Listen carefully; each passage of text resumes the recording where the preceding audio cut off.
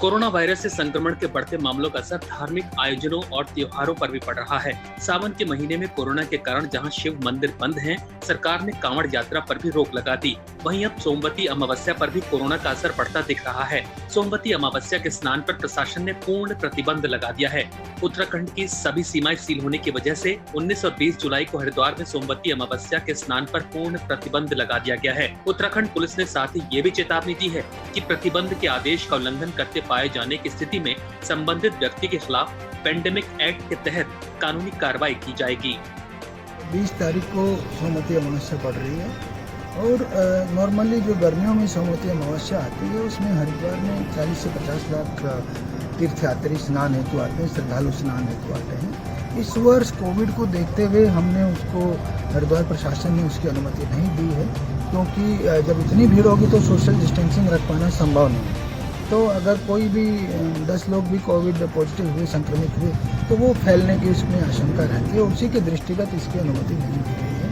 मैं आपके माध्यम से समस्त मीडिया को, समस्त देशवासियों को, विशेषकर नॉर्थ इंडिया वालों को, क्योंकि मैं देखने SSP हरिद्वार रहा हूँ, जम्मू से लेकर के गुजरात तक का तीर्थयात्री सोमवती अमावस्या का आता है, तो उन सबको मैं ये अपील करना चाहूँगा कि कृपया करके इस वर्ष सोमवती अमावस्या पर हरिद्वार न आएँ और अपने आसपास की नदियों में या जहाँ भी अपने आसपास स्नान करें। कोरोना वायरस के बढ़ते मामलों ने एक बार फिर चिंता बढ़ा दी है। नैनीताल जिले में कई सरकारी दफ्तरों में कार्यरत लोगों की कोरोना रिपोर्ट पॉजिटिव आई है। भाजपा के प्रदेश प्रवक्ता और नैनीताल भाजपा जिला अध्यक्ष कोरोना वायरस संक्रमित पाए गए हैं। कुछ दिन पहले दोनों नेताओं के सैंपल लिए गए थे।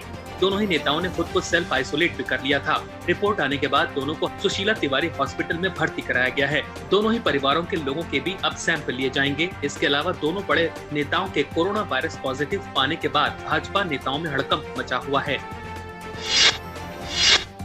हरिद्वार में गंगा की हर की पैड़ी को जोड़ने वाली धारा को नहर घोषित करने के मामले में पूर्व मुख्यमंत्री एवं कांग्रेस के राष्ट्रीय महासचिव हरीश रावत के खेद जताने के बाद भाजपा ने उनके खिलाफ हमलावर तेवर अख्तियार कर लिए हैं। भाजपा के प्रदेश अध्यक्ष बंशीधर भगत ने कहा कि पूर्व मुख्यमंत्री रावत और कांग्रेस पार्टी जनता के पुराने अपराधी हैं। इनके पास माफी मांगने को लंबी फहरिस्त है। भाजपा के प्रदेश अध्यक्ष भगत ने कहा कि पूर्व मुख्यमंत्री रावत और कांग्रेस राज्य की जनता के घोर विरोधी रहे हैं। वैसे भी कांग्रेस ने हमेशा उत्तराखंड राज्य निर्माण का विरोध किया। उसके नेता यहाँ तक कहते थे कि उत्तराखंड उनकी लाश पर बनेगा।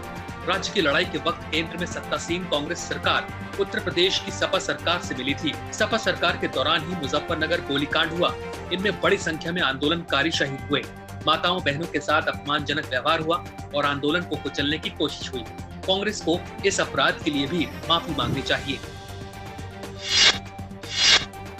उत्तराखंड में अचानक से कोरोना वायरस के मामलों में रिकॉर्ड बढ़ोतरी देखने को मिल रही है। शनिवार शाम 7:30 बजे जारी हुई मेडिकल बुलेटिन के मुताबिक 174 नए मामले सामने आए और 60 मरीज ठीक हुए हैं। राज्य में कोरोना वायरस के मामलों की कुल संख्या 4276 हो गई है, जबकि 3081 मरीज ठीक हो चुके हैं।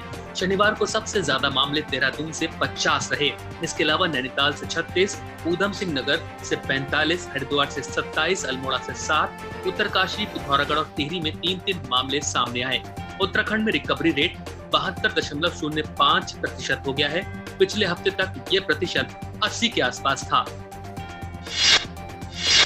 कोविड-19 का प्रकोप कम होने का नाम नहीं ले रहा है। आए दिन नए केस सामने आ रहे हैं। इसे लेकर तमाम सावधानियां बरतने के निर्देश दिए जा रहे हैं। वहीं बरसात के साथ ही डेंगू सीजन भी शुरू हो गया है। हरिद्वार जिले में डेंगू के 2 नए मामले मिले हैं। स्वास्थ्य विभाग के सामने कोरोना के साथ डेंगू से निपटने की चुनौती बढ़ चुकी है। नए मामलों से सरकार और स्वास्थ्य विभाग की चिंताएं बढ़ने लगी हैं। स्वास्थ्य विभाग ने कोरोना के साथ साथ डेंगू की रोकथाम के लिए तैयारियां शुरू कर दी हैं। स्वास्थ्य विभाग की ओर से पहले ही सभी जिलाधिकारियों और विभागों को डेंगू नियंत्रण के लिए आवश्यक कदम उठाने के दिशा निर्देश जारी कर दिए गए हैं। पिछले वर्ष हरिद्वार में डेंगू से 8 मरीजों की मौत हुई थी।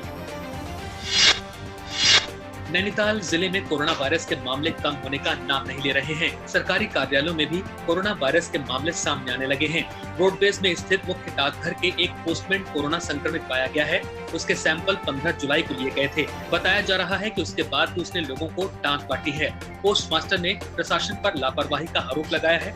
उनका कहना है कि प्रशासन को पहले ही जानकारी दे दी गई थी, लेकिन उनकी ओर से कोई कार्रवाई नहीं की गई।